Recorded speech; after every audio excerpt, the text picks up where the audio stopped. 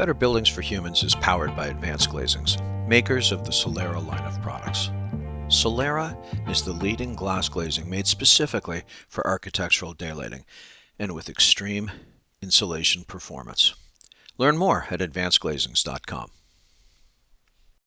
Hello, and welcome to this week's episode of Better Buildings for Humans. I'm your host, Joe Menchefski. This is the podcast where we take a look at the impact that the built environment has on our health, our wellness, our productivity, our general joy of being alive. And we also have to talk about sustainability and design as well. I want to introduce you today to our guest, Lorne Whitehead, Dr. Lorne Whitehead from the University of British Columbia. Lorne is a physicist there, and we're going to have some interesting conversations, some deep dives today. Lorne, welcome to the show. It's great to have you here. Great to be here. Yeah, Lorne and I know each other. Just for full disclosure, we are working on a couple of projects outside of this podcast, and it is an honor to have his talent and knowledge shared with my audience. Lorne, let's start by having you tell us about your background, why you chose physics as a career, and how you came to become an expert in managing light and specifically managing the way that we bring natural light into buildings. It's a pleasure. Well, I think I've always been interested in science and physics, but I can think of one sort of important moment in my life when I was in grade 9. And I was, of course, taking introductory physics. And I found it fascinating to think that you could do something with algebra and equations and make a prediction about something real in the real world that would happen. That fascinated me. So I decided to try a demonstration of that. And I did it by building out of Lego a ramp that a ball could roll down, steel ball could roll down. And then a little curved piece of metal that would cause that ball to go flying up into the air, roll down the ramp up into the air. And here's the thing, I hoped I could use the math I knew then to calculate how far away I would have to put a cup for the marble to go into it. So I did that calculation, didn't try the marble, I just did the calculation, placed the cup in the correct position. And my mom happened to be home at the time, and I called her over and I told her the story. And I said, here we go. I'm going to try it. So I rolled the marble and it rolled down the ramp and went up into the air and right into the cup. Hey. And I was blown away. But there's a funny thing about this. I was blown away and I became a physicist. So I guess 20 years later, 30 years later, I don't know, I'm teaching a physics course to first year physics students at the University of British Columbia. And I thought I would replay this for them. So I built a ramp. I had to build a new one, built a ramp, had the cup, did the calculation. And as I was doing the calculation, I realized there was a very important term that I had to include, the rotational energy of the ball. And you know what? In grade 9, I knew nothing about that. And accordingly, the marble should have actually not gone in the cup. And so the only explanation is that I must have made another mistake. And that there was a factor of 2 error. Those 2 factors of 2 canceled. The ball went in the cup, and I became a physicist. So you call that fortunate errors, Lorne? Is that the terminology? Oh, that's wonderful. Yeah, that's a really cool story. And isn't it wonderful, as science comes under pressure in our strange and modern times, that we can go back to the fact that it actually predicts reality. And that's why it's so incredibly powerful. And that's why we need it so much. So I absolutely love that story. Let's talk about your entrepreneurial world. You clearly always had an entrepreneurial side as well as the academic side. From 1983 to 1993, if I got it right, you were CEO of TIR Systems. What, did I get it right, the timing? Yes, that's right. That's correct. So what was TIR Systems? What did it do? Well, okay, so just put us back in history. That was about the time that the communication we're using today, fiber optics, to enable all these wonderful things we do, was coming into the world. And as a person in a physics department, we had speakers from Bell Labs coming by and talking about the future of fiber optics. And what fiber optics is a technology for piping light, right? And so I thought, well, that's interesting, but I'm working in a basement here, and I would like to have daylight in here. I wonder if fiber optics could pipe daylight into buildings. And so that was the origin of my interest there. What I discovered is the answer is no, too expensive. Fiber optics would be, the communication grade fiber optics, too expensive. Cheap fiber optics, too inefficient, and also quite expensive. And that's why we didn't at that time have pipes that could bring daylight into buildings. So I decided to work on that, and I discovered the technique for making a hollow light guide. So a way that you could make an object, a structure that was hollow, it could be maybe 8 inches in diameter, and it was in that hollow state able to efficiently pipe light. It just depends on some very interesting mathematics that wasn't known, and it turned out to work. And so the suggestion, what do you do when you've got something here, a new way to pipe light that the world seems to need? Well, all of the advice I got, even though I was, a young person, was to build a company, try to do it, get funding and do it as a company. And I had tremendous, one of the great things about working at a great university like UBC is there's lots of really good help available. And some people who became wonderful friends that were already very experienced in business. And we collaborated and started a little company. And it did pretty well. Was able to do some very nice things. One of my happiest moments was when we got the contract to do the lighting on the roofs of all the McDonald's restaurants in the US. And it was just, in that case, it wasn't that we were piping daylight. It was that we were making it safer so that workers could change the light bulbs that lit up with the little sort of glowing devices they had on their rooftop, their signature lighting, but make it safer for people to change the bulbs. So that was very exciting. I really liked that. That's really cool, Lorne. What became of the company? Well, the company itself did very well and was eventually acquired by Philips Corporation. And I don't know exactly what they did with it. I know they eventually sort of disbanded the office that we had here in Vancouver, but the technology itself is still used. Although I should add, and this may be an interesting twist, we never did crack the problem of piping daylight into buildings.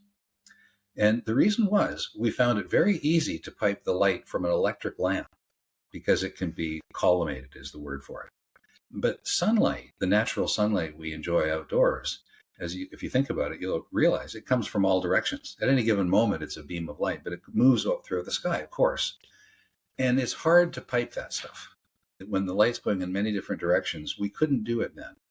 And so that was one of the reasons that I sort of moved on to other things. But I will say we've come back to that now, at least in my lab. We now have a form of light pipe, which we've patented, that can actually take light from all directions. So that problem has been conquered, and we're now pursuing that in hopes that we can find ways of applying that in buildings today. Yeah, and to just not keep anybody in suspense, that's one of the two projects that Lorne and I are looking at together right now. So very exciting opportunity. Let's talk more about you, though. You've been involved in 6 other companies, I believe. And correct me if I got this wrong, but I've got Sonogistics, Brightside, Boreal Genomics, Sun Central, Clearinks Displays, and Elix Wireless Systems. Yes. Okay. Would you mind if we go through those quickly, Lorne, and just learn a little bit?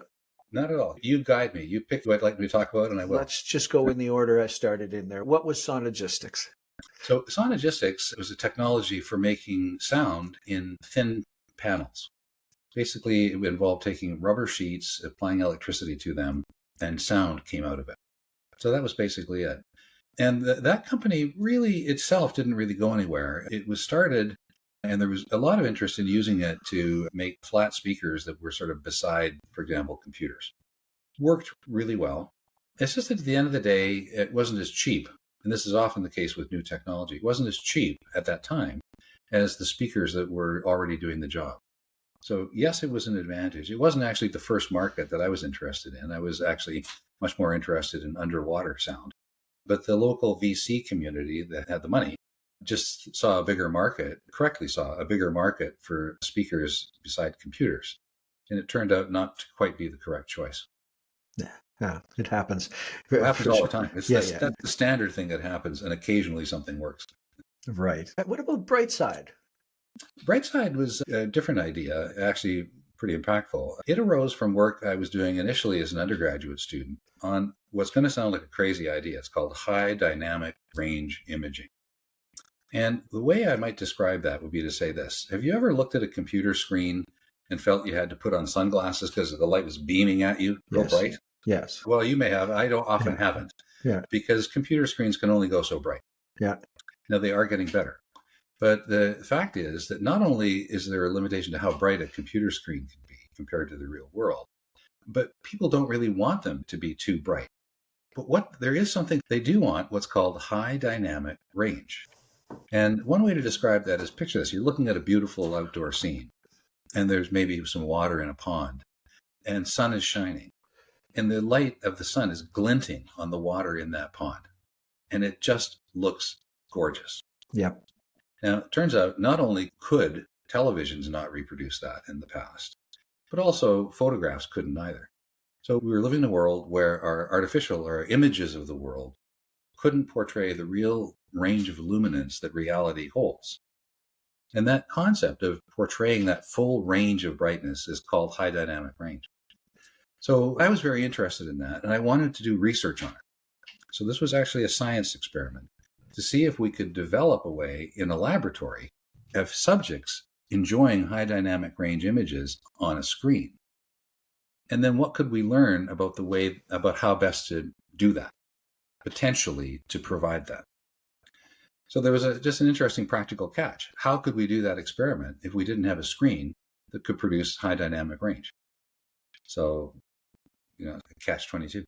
But working with the team on it, and it was sort of a combination of several people from different disciplines coming together. We recognized there probably was a way of doing it, a new approach, which was to use what at this time was newfangled light sources called LEDs that are now ubiquitous. But the idea that I suggested and we tried was to place, if you can picture this, behind your screen, there's always going to be a light bulb behind your screen. Most screens, they affect the light that comes through it. But picture this, instead of one light bulb lighting up that whole rear of the screen, you've got thousands lighting it up, and they are each individually controllable. So in that case, you have 1 degree of control from how bright those rear lights are, and another degree from the screen. That gives you a doubling of what's called the logarithmic dynamic range. It means it looks fabulous. And it actually took us like months, not years, but months to simulate that, try it. And it was mind-blowingly beautiful. So that was just a really exciting discovery, really just in science, but we really felt it could go somewhere. So yes, we formed a company called Sonogistics to look into means of commercializing that. And what we discovered is a really beautiful way to do it that was very successful. And that was to sell the company to a firm called Dolby, which many of you have probably heard of, which is primarily known for the technology of the signals that run our devices, both in sound and in vision. Right. And that was their primary interest, but they felt that they could solve the problem of the information content for high dynamic range and do that profitably if there was a market for that. And our technology enabled that market to come into existence. So now the great news is every TV today has this. So it's not usually as noticeable in a conversation like we are in, but if you look at high grade content for movies, particularly, and ordinary TV, it's there. Here's where you'll notice it. If you're watching a movie tonight, anything that involves, for example, a neon sign or a sunset or fire or headlights coming towards you, anything with lights, they look just beautiful, just like the real world. And that was enabled by Dolby bringing that to the world. Tired of ugly blinds blocking your view? Imagine solving glare and heat gain without fighting the blinds and without replacing your glass. Glare Repair by Solera is here. Learn more at advancedglazings.com/glare repair. It's amazing. I had no idea. That's truly amazing. Oh, goodness. And by the way, when my comment about brightness, I work a lot early in the morning and late at night, and the lights are down a little bit. The contrast ratio can be very uncomfortable, but those are my windows. And that's an extraordinary story. That's commonplace technology now, but you played a role in bringing it to us. And I guess on behalf of the planet, thank you. Let's talk about. Stop you and say, Joe, I guarantee you, if I had not done that, somebody else would have, and probably not too much later. Everybody says that about innovation, Lorne. Every single innovative product on the planet is obvious in hindsight, and everybody says somebody would have got there, but it was you, so thank you very much. Thank you very much. Let's talk about boreal genomics for a moment. Sure. Well, and I'm really a very small part of that story. There's a professor also in my department here at UBC, Andre Marziali, who can take all of the credit, but I was involved in an initial stage, and he works in that field. The field is basically analyzing DNA And one of the tricks in doing that analysis of DNA is that you need to be able to concentrate it. The DNA is like a bunch of molecules that'll be all spread out. But to do various forms of analysis, which obviously in today's age is very important, you need to concentrate it. So there's an interesting catch in physics. Physics is sometimes mean. And one way that physics is mean is that it's very easy to move DNA molecules through a gel by means of an electric field. That's the easy thing. You just apply a voltage at both ends of a piece of what's called gel, a material that is a little bit conductive and in which the DNA molecules can move. You can move them around. That's actually quite easy. And then you would think, well, then why isn't it easy to create an electric field in a pattern that will cause all those DNA molecules to concentrate in one place, which would be very useful. And that's the part where physics is mean. Turns out physics doesn't let you do that. There's just the way electric fields operate. You can't concentrate, let's say, horizontally and vertically at the same time, or any other combination that's like that. So that was kind of frustrating. But the thing that did occur to me is that it might be possible with a special field profile to overcome that restriction. And it was a little counterintuitive and surprising. I actually discovered that you can do that in a field other than DNA. And there was no use for it in that other field. But when I brought it to Andre Marziali, he correctly deduced that it might actually be valuable in work with DNA, the sorts of things where he was an expert. And so he successfully commercialized that, and it's, I believe, been really quite a nice success. Very cool. All right, we're spending a lot of time on this, but I do want to hear about one more. We're going to skip the last two. Tell me about Sun Central, though, Lorne. Oh, perfect. Well, so Sun Central is funny because it is coming around again and related, again, full disclosure, related to some of the things that Joe, you and I are discussing in another context. But the idea with Sun Central was that we had at that time, light pipes that could carry light quite efficiently. But they required that the sunlight that we put into the light pipe always go in the sort of, roughly speaking, the axial direction of the pipe. So the problem is, if I've got a pipe, going in this direction, I've got to have sun that's going in that direction. The sun moves around. And if you tell that problem to almost anybody, they will say, well, couldn't you have a mirror that would bounce the sun into the correct direction? And that's a well-known idea. That idea is called a heliostat, which means make the sun stay still, more or less. And so we started a company in the hopes that we could get sufficiently inexpensive heliostats to use our existing technology for light piping, so that instead of using light pipe in buildings with electric lights, we could use sun. And it went really well, but the reason it didn't work commercially is it wasn't quite sufficiently inexpensive. Now, I do think that there could have been a way forward with that if a company with deep enough pockets had wanted to do it.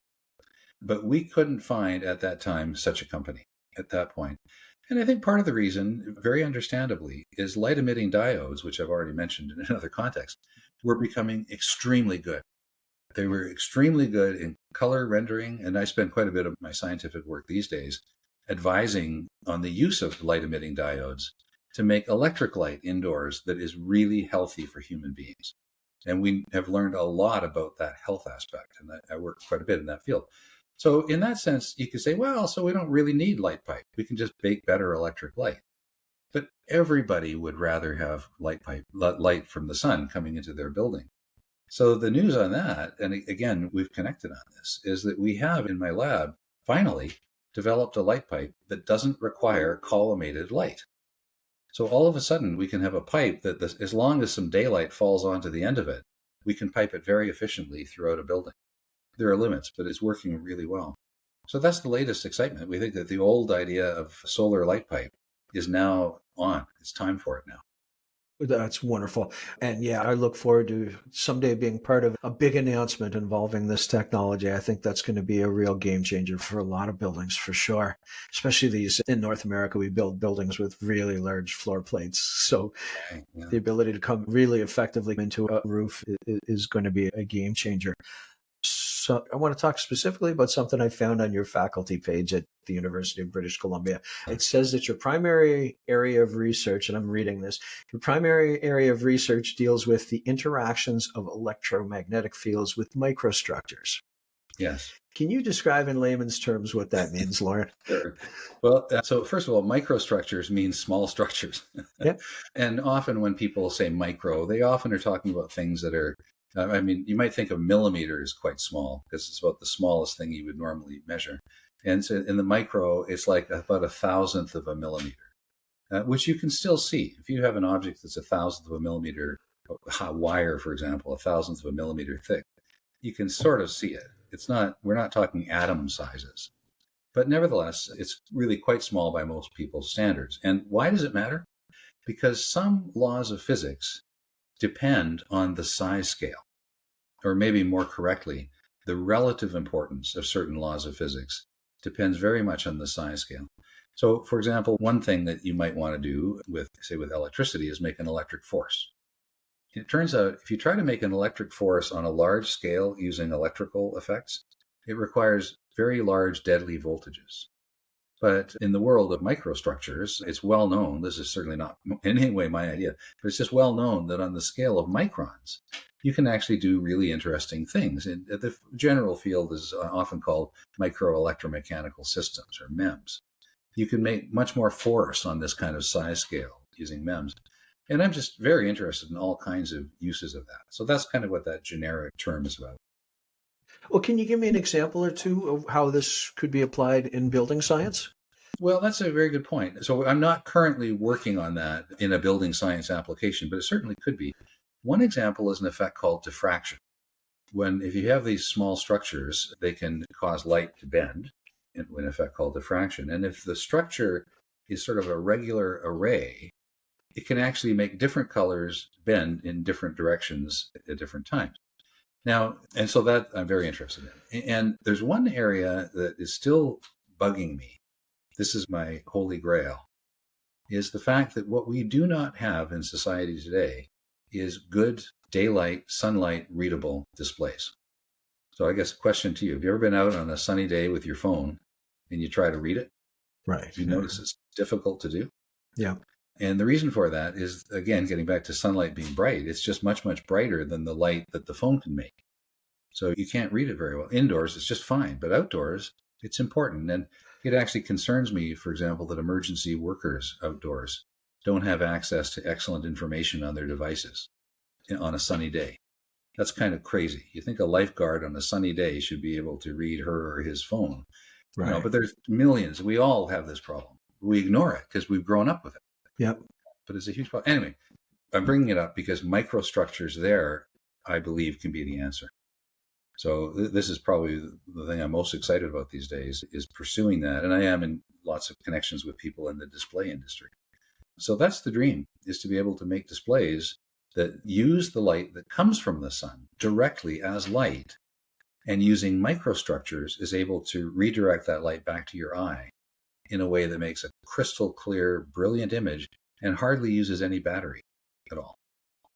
So Yeah, that's amazing. That's the future, in my view. That's amazing. Oh my goodness. I look forward to that. That's incredible. The contrast ratio issues between the screen and ambient light levels, that's a big issue in construction and buildings. You look at schools where everybody knows you need natural light to drive up academic performance, but they put blinds on the windows anyway because they might have a projector in the classroom, Right. or just a big screen TV in the classroom, and they're worried about it getting washed out by the brightness from the sun.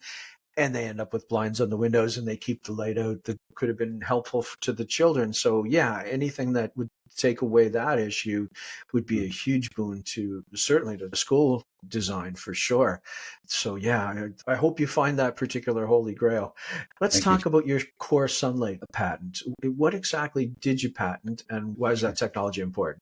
Sure. The what is actually the most recent development that I mentioned is quite simple. It's just a method of using thin plastic films that have microstructures on them in a multiple layer format. So it's kind of boring. It's just a different geometrical thing that wasn't known before, but a way that you can put together materials that can be made from some now very efficient large manufacturers of films, and where that composite structure is able to pipe light really very efficiently.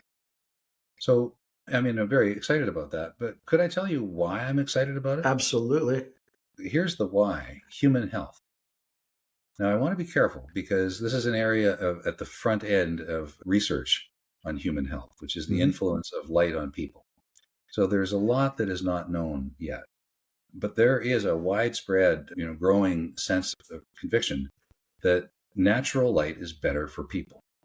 And I want to be careful. By natural light, I don't mean it had to come from the sun. It could be that you could design a source of electric light that would properly emulate the sun. But it's about the natural, what's called spectral distribution of the light. So light comes at different wavelengths. And in natural light, there's a actually very uniform distribution of wavelengths. By the way, not just in the visible band, but also in other wavelengths. And one that is particularly of interest these days is what's called the near infrared band of wavelengths. And there's quite a bit of literature, actually one experiment done in my lab with near infrared sources, where there's indications that it matters to people. So we're now quite confident that people are influenced by near infrared light. Whether it's important, I think some people think it is and some are not sure. But to me, I guess my view on that is if you can easily and affordably provide light to people that is light that the human body evolved under, isn't that a better bet? Like in the old days, it was, you had to compromise. You had to say, well, we're going to make light that's not like natural light because it's cheaper, or we can make brighter colors with it or whatever. But now the fact is you can have it all. It's now affordable or becoming affordable to make light that really has that natural spectral power distribution. And my recommendation is the first thing you should do is just do that. Even if it takes 20 years to prove it matters, you're erring on the side of what only makes common sense, giving people the light that human beings evolved under. Oh, exactly. I've had Dr. Russell Foster on the show. I've had Martin Moore-Eady. I think you know Dr. Eady as well. I've had, oh my goodness, Dr. Glenn Jeffries from London on the show as well. And the science, the knowledge of the importance of this full spectral light distribution for our bodies, like every passing day, there's new studies coming out just showing how absolutely critical it is. You alluded to, or you spoke openly about it. We've been designed, we've been evolved to survive under the sun. It's only been a couple of 100 years or 150 years, really 100 years, where artificial light has been our primary light source. We are not ready for it yet. We want the sun. Is that, a fair thing to say? Absolutely. I'd just like to add, though, not to be a downer, Yeah. but I would say it's a wise move. It's not that it's been proven that it's absolutely essential to do this. But my argument is what you should prove is that it's safe to do it. And so why would you gamble on artificial light when you don't have to anymore? Right. It's just common sense, especially because it's also not inefficient. It's now possible to give people good light. We don't have to waste energy and they can have a better life. Let's just do that. Imagine a building where natural light flows freely, solar heat gain is under control, and comfort is unmatched. With Solera translucent glazings, you can create spaces that work better, feel better, and deliver lasting value. Learn how at advancedglazings.com. I love it. I absolutely love it. All right. That's a nice segue to my next question, actually. So your work, obviously you're connecting physics, optics, and human behavior, human health. How can we better integrate scientific research into building codes and design standards to promote well-being across, these indoor environments? Right. Well, I'll pick one area of emphasis because it's near and dear to my heart. It's involving an idea. We actually have a term we use for it here at UBC called high bar research, which stands for highly integrative, basic, and responsive research.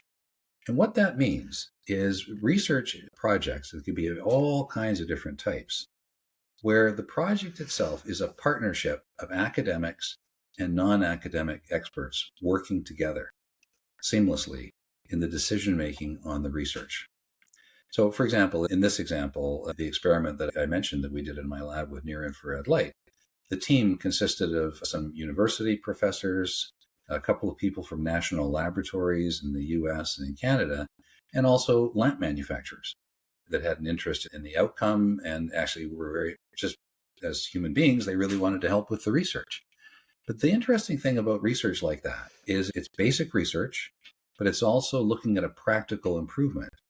And it's bringing into the decision-making body for the research a diversity of experts that see the problem from different perspectives. And the beauty of that high bar research approach, which is not a new idea, it's been around for ages, but hasn't been as common as we would like. The beauty of it is you just get better thinking, better ideas, and often better discoveries from the diversity of the excellent participants.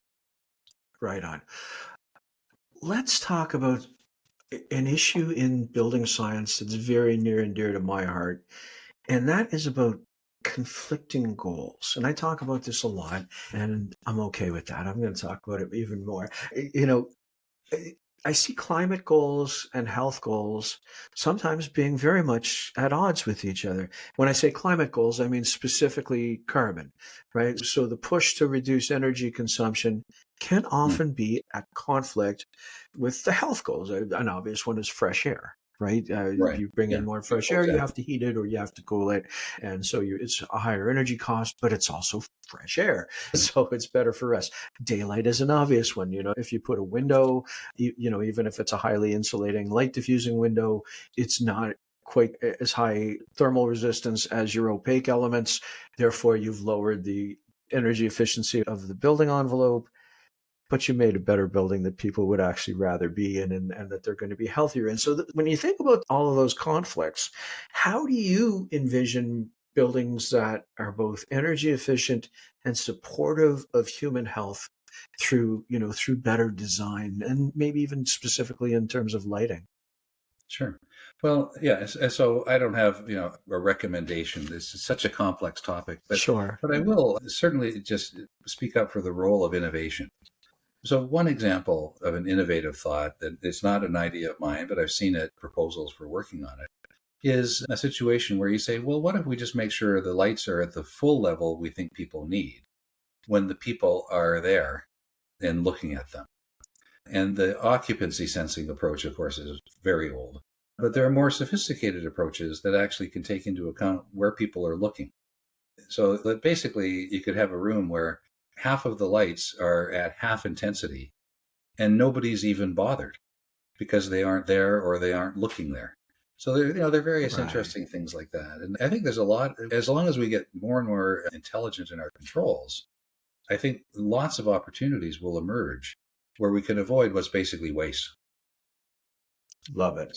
So that would be my suggestion there. Another example, sort of a related example, but this business of having the light have a high color quality. Well, that's very important, but it's maybe not so important if you're just walking by a space as if you're working in it. So maybe in the places where the people are, the light is very high color quality. And in the places where the people aren't, and they're just sort of seeing it out of the corner of their eye, then it can be the other way. Right on. So I think the specificity and precision of control can give you a lot without any cost. Love it. Yeah, that's brilliant, Lauren. Are we allowed to talk about your greenhouse research? Sure. All right. So this is the other project that Laura and I are involved with. Can you tell us a little bit about the application that you're working on now and the practical implications of this research? I'm happy to do it. And because, first of all, there's nothing secret about it. It's very open. Okay. But I don't want to give you the impression that we have solved this yet. Yep. It's a problem we're working on. And the problem is related to northern food security, and particularly in Canada.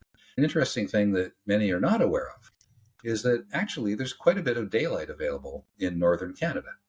Not in the very darkest winter quadrant of the calendar, but most other times there's quite a bit of light. The problem is it's relatively cold.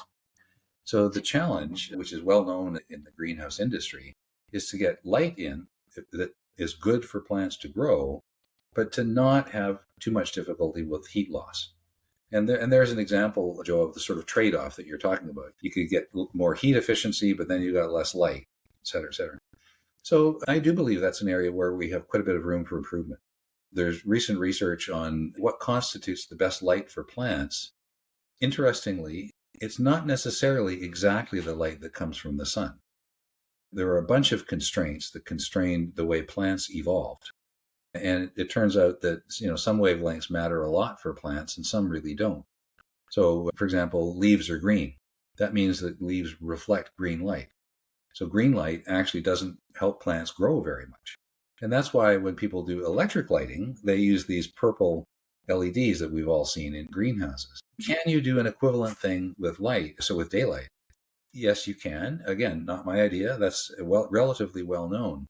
But what has not been done is to combine that notion of perhaps converting useless light from a plant's perspective to useful light, and combining that with methods of varying the insulation. So when you need the insulation, you have it, but when you don't need it, the light can come sailing through. So the insulation itself lets light in when you need that to occur. And some other details I won't get into. But all of them are available with modern technology, and they haven't really been pursued in this it's a small market in some ways. It's an incredibly important market. But the main sort of industrial might of greenhouses hasn't really focused on that problem. And we think with these several new effects along the lines that I just mentioned, we can make some progress there. So that's the hope. Yeah, this is a really cool project, and I'm very excited to have some small role in this. We're at the part of the show, Lauren, where I ask my $1 million question. So there's a question that I ask every single guest in every episode, and I ask them to answer it from whatever perspective they like. What makes a great building? Wow. I don't think I can answer. Sorry, as a one thing. Maybe if I were to pick a word, it might be compromise. But if you would give me 2 words, could I say enlightened compromise? Sure. Because I'm just building on the point that you made, that everything seems to compete with everything else when you make a building, with the goal of it being great for people or plants in that last example we were talking about. But in some cases, you can do it much better. As I mentioned, for example, and saying, let's dim the light. Let's dim the lights in a way that you can't see them dim, and that you do when nobody's there. So there's an example where you actually can win. Even though there's a compromise, you can win through intelligent application. So thoughtful compromise, maybe. I love it. Yeah, that's a brilliant insight. Before we go, do you have any announcements, any exciting news, anything you'd like to promote, Lauren? It's very nice of you to ask, but I already have, thanks to you enabling that. So much appreciated. Yeah, we did get to talk a lot about some of the cool things that are happening these days. Lauren, it's an absolute pleasure to be able to have this conversation with you. I know we're talking again in a few days, but it's great that we could share some of this wonderful information with the world. Thank you so much for agreeing to do this. Well, Joe, thank you. I really enjoyed it. It was a really pleasant conversation. For sure. Much appreciated. All right, take care, and we'll talk soon. You bet. We hope you enjoyed this episode of Better Buildings for Humans. For more information on the world's best light diffusing and highly insulating glass glazing, please visit advancedglazings.com.